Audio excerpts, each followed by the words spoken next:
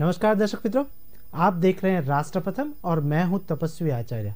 मित्रों, पिछले कई दिनों से कोई भी न्यूज़पेपर हम हाथ में लेते हैं या फिर कोई भी न्यूज़ चैनल हम देखते हैं, आए दिन पीएफआई का नाम सुनने को मिलता है और पीएफआई की गतिविधियों के बारे में हमें चैनल में दिखाया जाता है। क्या है ये पीएफआई? पूरा नाम क्या है ये संगठन का? क्या कार्यवाही करता है ये पीएफआई? क्या ये संगठन कौन से मुसद्दे पे बात कर रहा है? आइए इनके बारे में थोड़ी बहुत जानकारी लेते हैं। सबसे पहले मैं बात बताऊं दिल्ली के बारे में। तो दिल्ली में PFI means popular front of India के हेड जो है वो परवेज आलम को एक गिरफ्तार किया गया है। क्या है ये पॉपुलर फ्रंट ऑफ इंडिया, उसके बारे में बोलूं तो पीएफआई का पूरा नाम है पॉपुलर फ्रंट ऑफ इंडिया।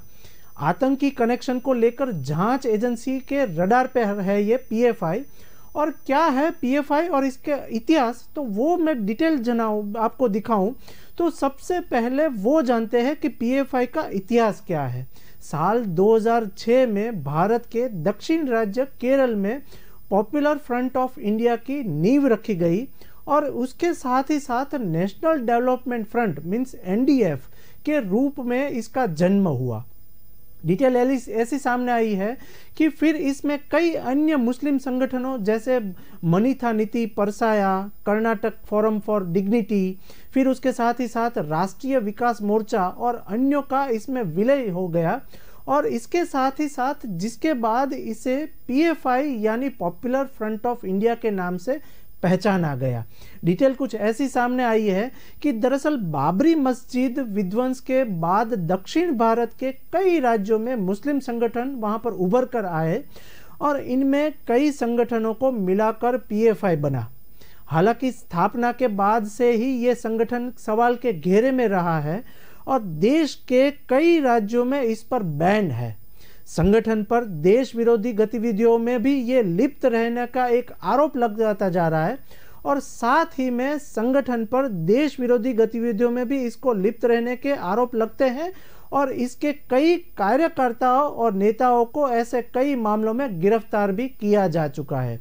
एक डिटेल बाद में मैं बताऊंगा, लेकिन इससे पहले उत्तर प्रदेश के सीएम योगी आदित्यनाथ क्या कहते हैं वो मैं आपको एक वीडियो सुनाता हूं। भाई जैसे समाज विरोधी गतिविधियों में लिप्त तत्वों की भूमिका को नजरअंदाज करके इनका समर्थन करना, भारत विरोधी नारा लगाने वाले तत्वों के साथ समर्थन में खड़ा होना, एक कांग्रेस, समाजवादी पार्टी और विपक्षी दलों के वास्तविक चरित्र को भी सामने ला रहा है।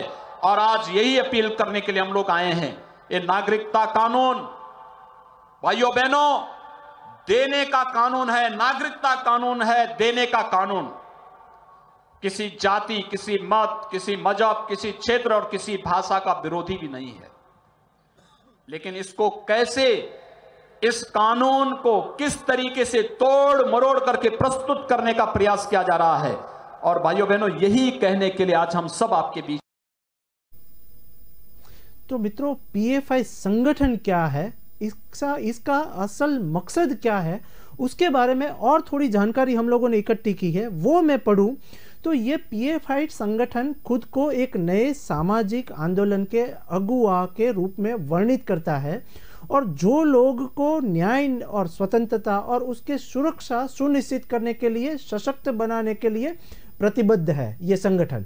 डिटेल ऐसी है कि राष्ट्रीय महिला मोर्चा और कैंपस फ्रंट ऑफ इंडिया सहित संगठन की कई और शाखाएं। संगठन का दावा यह है कि देश के 23 राज्यों में इसकी शाखाएं हैं।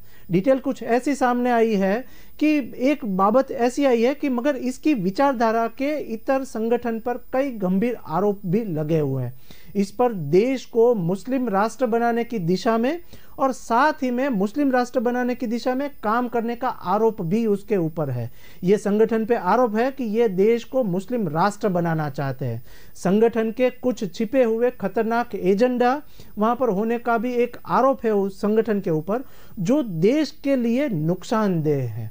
हालांकि पीएफआई के नेता लगातार खुद पर लगे आरोप को नकारते हुए इसे राजनीति से प्रेरित बताते रहे हैं, लेकिन डिटेल कुछ ऐसी सामने आई है कि मालूम हो कि पीएफआई के अखिल भारतीय अध्यक्ष जो ई अबू बकर है, जिनका संबंध केरल से है। डिटेल और दूसरी एक सामने आई है कि इसका मुख्यालय पहले कोझिकोड में था, मगर बाद में इसको दिल्ली स्थानांतरित कर दिया गया है। दूसरी एक डिटेल में आपको बताऊं तो कैसे बना पीएफआई और इसके कितने राज्यों में फैल चुका है, आपको ये जानकारी थोड़ी बहुत मैं दूं तो डिटेल कुछ ऐसी है कि क्या है पीएफआई और इसका असली मकसद। तो इसके साथ ही national investigation agency means NIA और इंफॉर्मेशन डायरेक्टर मींस ईडी ने आज गुरुवार को दर्जन भर राज्यों में पीएफआई के खिलाफ कार्यवाही की है। तमिलनाडु, केरल, कर्नाटक, असम, बिहार, महाराष्ट्र और तेलंगाना सहित अन्य राज्यों में popular front of India means PFI के ठिकानों पर आज सुबह से ही छापेमारी हुई और 100 से अधिक लोगों को गिरफ्तार भी किया है। डिटेल कुछ ऐसी आई है कि 100 लोगों को वहां पर गिरफ्तार किया और बताया गया कि संगठन के खिलाफ इतने बड़े पैमाने पर एक्शन जो लिया गया है वो सबसे बड़ा है। आतंकियों को कथित तौर पर धन मुहैया कराना और उनके लिए ट्रेनिंग की व्यवस्था करने के कई आरोप इसमें ये संगठन के ऊपर लगे हैं और लोगों को प्रतिबंध संगठनों में शामिल होने के लिए भी बरगला ने यहाँ पर ये डिटेल दी है। डिटेल ऐसी है कि पीएफआई संगठन पर लगे गंभीर आरोप क्या है उसकी मैं थोड़ी बहुत आपको डिटेल बोलूं तो आए दिन पीएफआई के खिलाफ जांच एजेंसी और पुलिस की कार्यवाही से जुड़ी खबरें मीडिया में छपाती रहती है और छाई हुई है। डिटेल ऐसी है कि बिहार के बेगूसराय में गोलीकांड से भी इस संगठन का नाम जुड़ा है और साथ ही में कर्नाटक में भाजपा की कार्यकर्ता की हत्या के मामले में भी इसके तार जुड़े हुए हैं। पीएफआई से ये तार कैसे जुड़े हैं वो डिटेल एक सामने आई है कि झारखंड में ग्रूमिंग गैंग से भी संगठन को जोड़ा गया है और उदयपुर में कन्हैयालाल हत्याकांड में भी इसके सदस्यों के जुड़े होने पर एक सबसे बड़ा आरोप लगा है। डिटेल और आई है कि दिल्ली में दंगे और कानपुर हिंसा में भी इसका नाम जो है वो समाया हुआ है और आतंकी संगठन से भी पीएफआई के जुड़े होने के आरोप लगे हैं। दूसरी डिटेल ऐसी आई है कि देश में अन्य कई आतंकी गतिविधियों में भी पीएफआई का नाम सामने आता रहा है और कई राज्यों में इनका प्रतिबंध भी लगा हुआ है। डिटेल और एक वो आई है कि ऐसे में सवाल उठता ये है कि आखिर ये पॉपुलर फ्रंट ऑफ इंडिया क्या है जिसके तार गैर कानूनी गतिविधियों से जुड़े रहे हैं। डिटेल ऐसी है कि पीएफआई के ठिकानों पर एनआईए और ईडी की बड़ी कार्यवाही जो हुई है उसके बारे में थोड़ी डिटेल बोलूं तो केंद्रीय गृह मंत्री ने भी इसकी उच्च स्तरीय एक बैठक बुलाई है और केंद्रीय गृह मंत्री अमित शाह ने आज देश भर में पीएफआई के ठिकानों पर हुई कार्यवाही के संबंध में उच्च स्तरीय एक बैठक बुलाई है। डिटेल ऐसी आई है कि इस बैठक में राष्ट्रीय सुरक्षा सलाहकार अजीत डोभाल, केंद्रीय गृह सचिव अजय भल्ला और राष्ट्रीय जांच एजेंसी के महानिर्देशक दिनकर गुप्ता भी इस बैठक में शामिल है। बैठक में पीएफआई से जुड़े परिसरों की तलाशी और आतंकी संदिग्धों के खिलाफ कार्यवाही पर चर्चा हुई है। ये चर्चा क्या है उसकी थोड़ी डिटेल बोलूं तो एक अधिकारी ने बताया है कि अमित शाह ने देश भर में पीएफआई के कार्यकर्ताओं और उसके संदिग्ध के खिलाफ की गई कार्यवाही का जायजा भी लिया हुआ है। पीएफआई के ऊपर गंभीर आरोप के बारे में समझे हम लोग तो राजस्थान के उदयपुर हत्याकांड और महाराष्ट्र में सबसे बड़ा फार्मासिस्ट उमेश कोल्हे की हत्या में भी पीएफआई का हाथ होने की एक बात सामने आई है और इस बीच पटना में भी पीएफआई के बड़े नेटवर्क का भांडाफोड़ हो चुका है।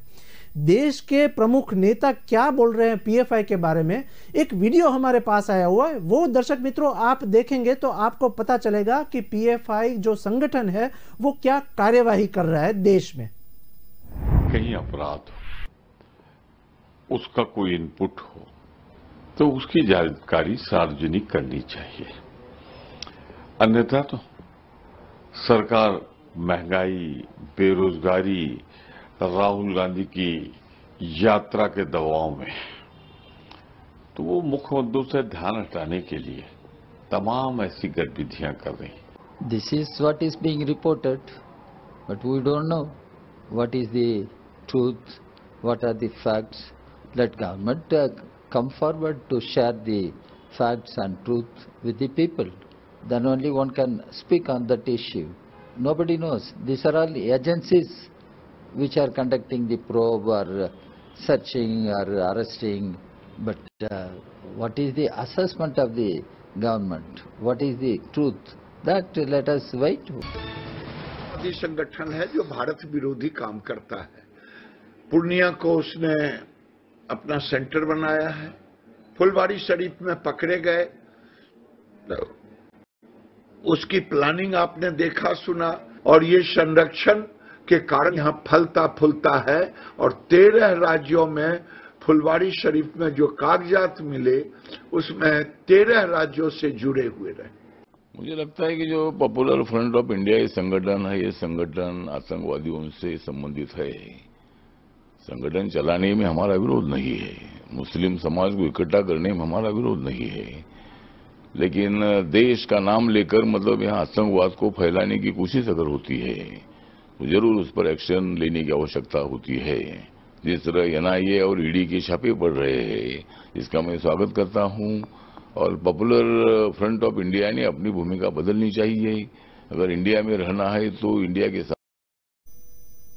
तो मित्रों, आपको बता दें कि देश के 20 राज्यों में फैला है यह पीएफआई संगठन। 1992 में बाबरी मस्जिद विध्वंस के बाद 1994 में केरल में मुसलमानों ने national development fund means NDF की स्थापना की थी, और धीरे धीरे केरल में इसकी लोकप्रियता बढ़ती गई और इस संगठन की सांप्रदायिक गतिविधियों में संलिप्तता भी सामने आती रही। साल 2003 में कोजी कांड के मराड़ बीच के पर 8 हिंदुओं की हत्या में एनडीएफ के कार्यकर्ता गिरफ्तार हुए थे। उसमें इस घटना के बाद बीजेपी ने एनडीएफ के आईएसआई के संबंध में कई आरोप लगाए हैं। तो उसके साथ ही अब देखना ये होगा कि भारत देश को इन सब गतिविधियों से बचाने के लिए आगे ऐसे संगठनों के ऊपर क्या, ऐसे आतंकी गतिविधियों के ऊपर प्रशासक क्या ठोस कदम उठाती है, और हम लोग देखेंगे कि प्रशासक कौन से ठोस कदम लेके ऐसे संगठनों को बंद करती है। ऐसे ही कुछ मुद्दों के ऊपर हम लोग फिर से मिलेंगे। नमस्कार।